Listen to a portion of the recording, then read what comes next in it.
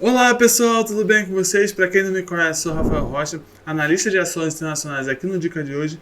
E hoje eu quero falar sobre a Apple, empresa que no último 7 de setembro, dia da independência do Brasil, fez seu evento anual. Em setembro de todo ano tem esse evento em que ela divulga seus novos produtos, novos modelos de iPhone, novos modelos de AirPods, de Apple Watch, enfim. Foi um evento bem legal, fica a dica aí se você não viu para ver. Quero falar também sobre a multa que o Ministério Público aqui do Brasil aplicou na empresa de 12 milhões de reais, proibiu que ela vendesse, continuasse vendendo iPhones sem carregador na caixa. Então isso foi uma proibição recente, vou falar sobre isso nesse vídeo também. Quero falar ainda sobre as margens da empresa, então a gente vai ver que as margens estavam descendo nos últimos anos, principalmente de produtos. Elas estavam caindo, produtos incluem iPhone, iPads, MacBook, enfim. Elas estavam caindo e depois da pandemia as margens voltaram a subir. Vou falar também das margens de serviço. O serviço tem sido um grande impulsionador aí dos resultados, tem ganhado cada vez mais relevância nos resultados da Apple e a margem de serviço tem crescido ano após ano, assim como suas receitas, crescido de forma bem forte.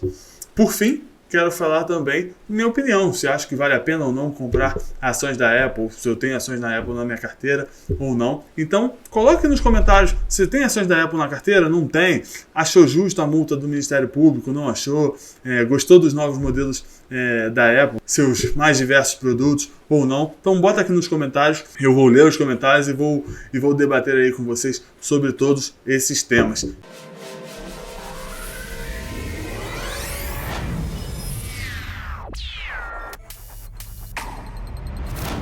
Então, vamos para o vídeo. Eu já vou compartilhar aqui a tela, mas eu queria falar primeiro sobre o iPhone 14. Foi grande, o principal produto agora da empresa, e o iPhone 14 é o seu mais novo modelo.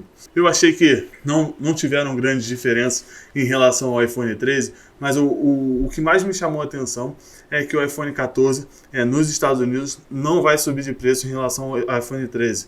O preço do iPhone 14 hoje nos Estados Unidos vai ser o mesmo do iPhone 13 em setembro do ano passado, no seu lançamento.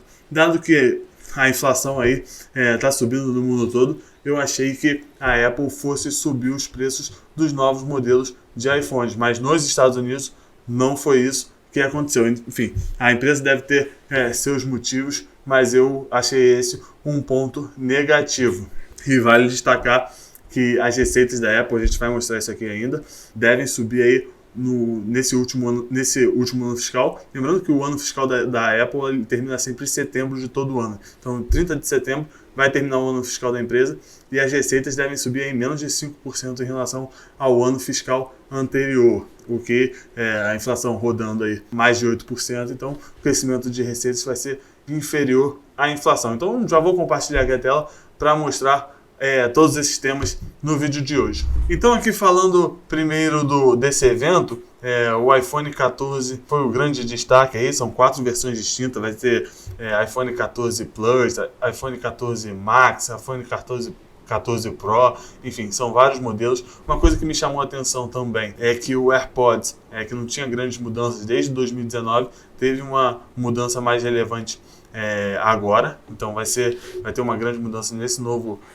modelo. E o que me chamou a atenção também foi o Apple Watch, que a Apple divulgou uma nova funcionalidade bem interessante. Por exemplo, se você estiver num carro com o Apple Watch no pulso e o carro sofreu uma batida, sofreu um acidente, o Apple Watch já aciona, já fala isso, que teve um acidente, para as autoridades de segurança. E se você também pré-selecionar, obviamente, antes do acidente, alguns contatos, ele também vai avisar esses contatos que houve um acidente. Então isso é uma coisa nova, uma inovação da Apple, bem interessante. Ela já vinha falando sobre melhorar a segurança, enfim, ter mais funcionalidades voltadas para a segurança, e fez isso agora no Apple Watch.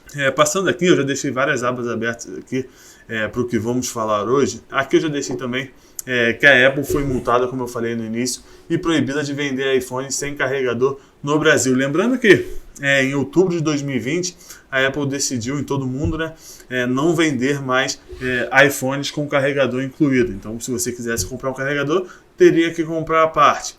Ela alegou ali na ocasião que isso é para diminuir a emissão de carbono da empresa, o que eu acho que até faz sentido.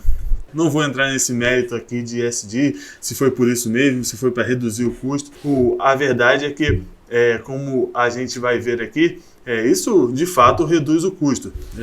Você não tendo mais que botar o carregador dentro, as caixas podem ser menores. Então isso vai reduzir o custo de energia, custo das próprias embalagens, custo de frete. Num pallet, por exemplo, que a Apple enviava 1.000 caixas de iPhones, agora ela pode botar 1.100, 1.200, enfim. Só um exemplo para ver como isso de fato reduz os custos da empresa.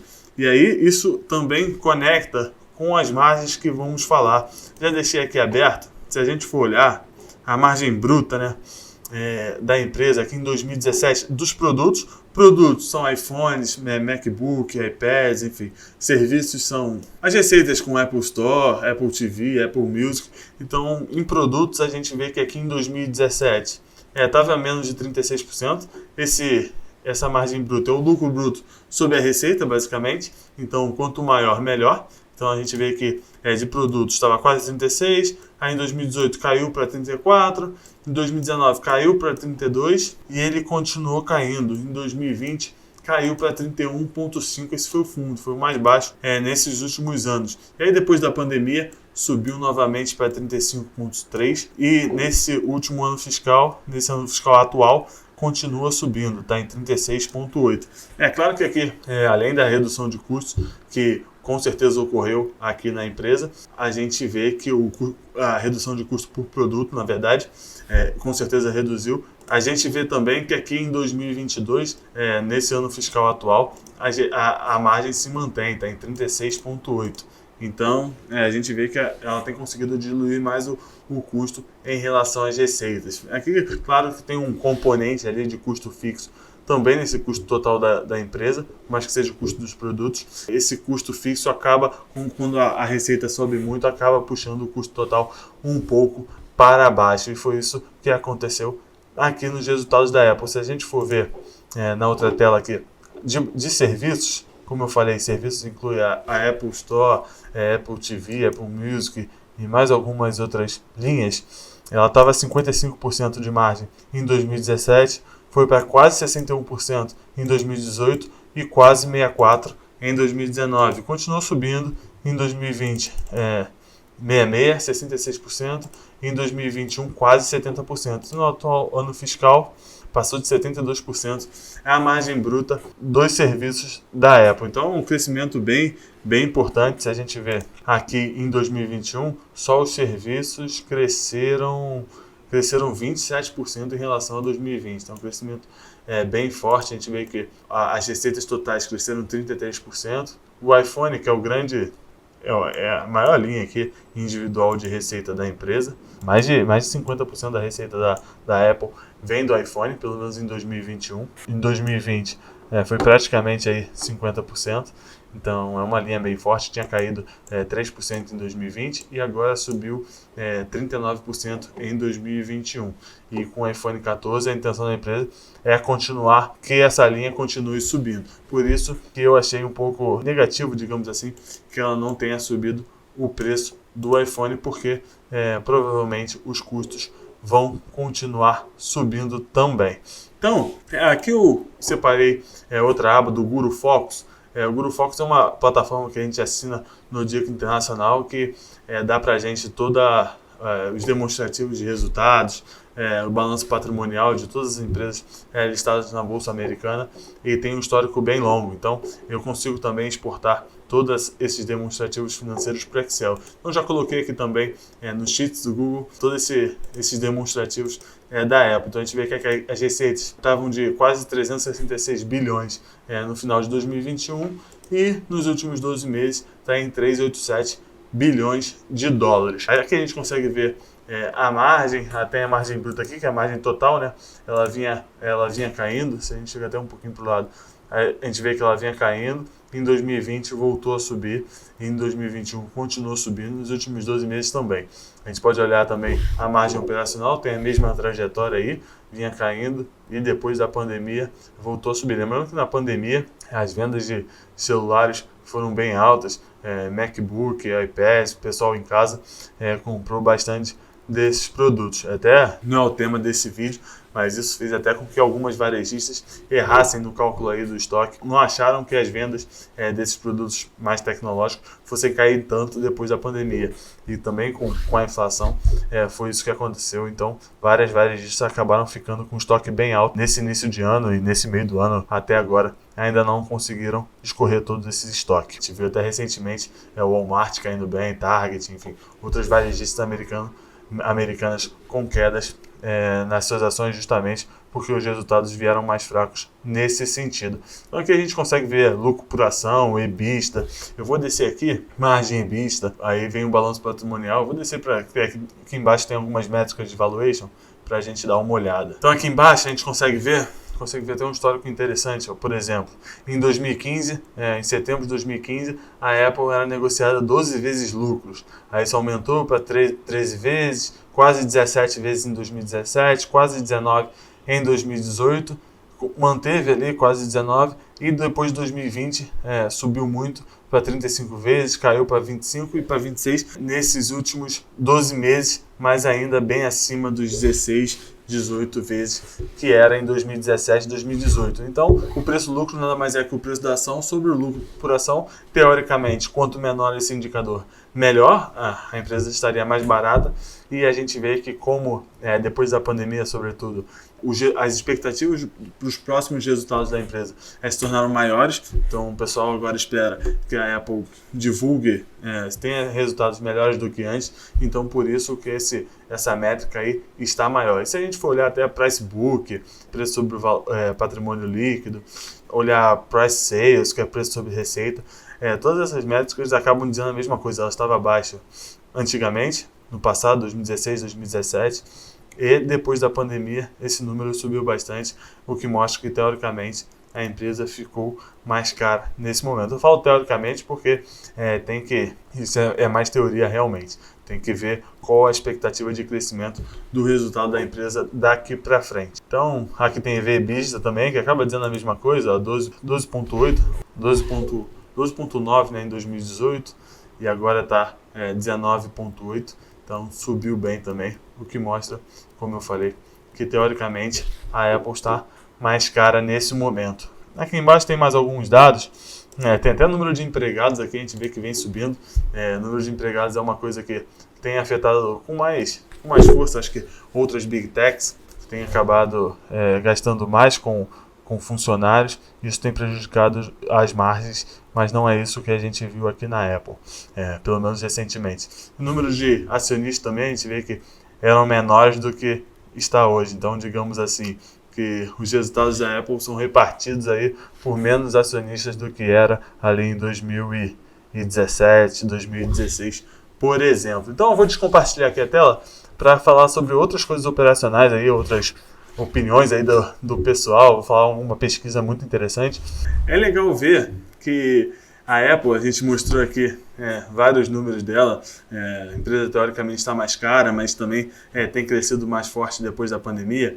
Saiu uma pesquisa até com os usuários de iPhone 13, então a pesquisa é bem recente, já que o iPhone 13 foi lançado em setembro de 2021, que 98% dos usuários de iPhone 13 estão bem satisfeitos com o produto. Então isso mostra aí que a Apple tem uma vantagem bem grande. O pessoal realmente gosta da empresa. A gente já vê desde sempre, né? Quando tem um lançamento na Apple, tem várias filas gigantes lá nos Estados Unidos, que mostra que tem um público bem fiel à empresa. Então isso é uma grande vantagem, né, na minha opinião, para a companhia. Então, ao mesmo tempo que as pessoas gostam cada vez mais do produto, elas também não trocam mais com tanta facilidade, tanto de empresa quanto de modelo. Então, isso tem até várias formas de você olhar, né? Como o produto da Apple ele é muito bom, o iPhone, as pessoas realmente gostam, tem ficado cada vez melhor. Isso acaba atrapalhando de certa forma a empresa, porque como os usuários estão gostando desse produto, eles não querem também trocar com tanta facilidade. Então um cara, por exemplo, que tem um iPhone 13, talvez ele não queira mais trocar pelo iPhone 14, vai esperar o iPhone 15, 16, 17, porque o produto ainda está funcionando, ainda está bom. Isso tem acontecido com mais frequência, tem tido também algumas pesquisas nesse sentido que mostram que os usuários têm ficado cada vez mais com os aparelhos. Isso, de certa forma, não é tão bom para a empresa. É bom por um lado, né, que fideliza mais os clientes, mas é ruim que essa rotatividade de aparelhos seria benéfica também para a companhia, que continuaria subindo as receitas de novos produtos de uma forma mais rápida. Um outro ponto negativo aí da Apple é que a concorrência tem ficado cada vez maior. Então a gente vê produtos chineses, a própria Samsung mesmo com mais força nesse mercado, trazendo aí novos smartphones, tablets, enfim, produtos com mais qualidade. Então a diferença que tinha da Apple para os concorrentes, creio que esteja diminuindo. Ainda está grande, mas na minha opinião tem diminuído, e o mercado não tem tantas barreiras assim de entrada, então não é tão difícil as empresas criarem smartphones com mais potência. É difícil, mas não tanto como em outros mercados. Então eu vejo isso como um ponto negativo aí para se investir na Apple. Hoje, dado essas métricas que eu mostrei de preço-lucro, price sales, price book, até se você descontar o fluxo de caixa futuro da Apple também, eu vejo que tem empresas de tecnologia também em um mercado, de certa forma, mais monopolizado, com produtos mais diferenciados, digamos assim, em que que os concorrentes não conseguem chegar nem perto. A diferença dos concorrentes em alguns mercados é bem maior do que da Apple para os seus atuais concorrentes. Então, nesse caso, eu hoje prefiro ficar de fora da Apple, dado que a avaliação não é barata, ela é uma empresa cara que espera que continue subindo forte as receitas nos próximos anos,